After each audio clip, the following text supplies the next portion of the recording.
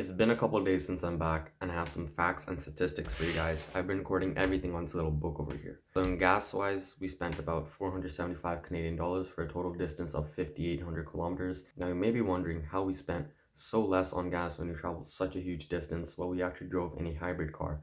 So when we were driving on the highway, we'd obviously get a very low EV percentage, which was about 10% or less. However, when we're driving in a small neighborhood or whatsoever, we'd have an EV percentage usually above 60%. If we're driving in the city, we'd have an EV ratio at about 30% or less. There's actually some crazy information about to tell you guys. Not a lot of Canadians can say this. These are actually all of the states that I've visited in total, including our last trip to Florida, and of course, this trip we had here from Brampton to Texas.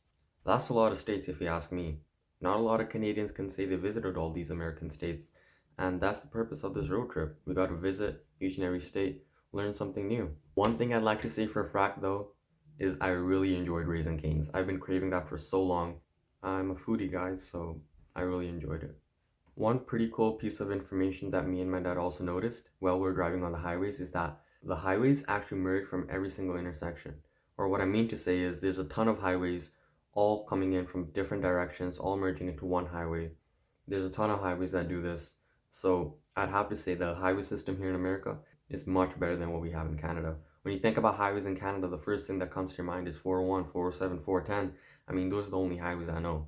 Another cool thing I noticed is that every single fast food restaurant chain over there had an amazing landscaping. They had great landscaping, much better than what we had in Canada. They'd have nice rocks laid around the entire perimeter of the restaurant.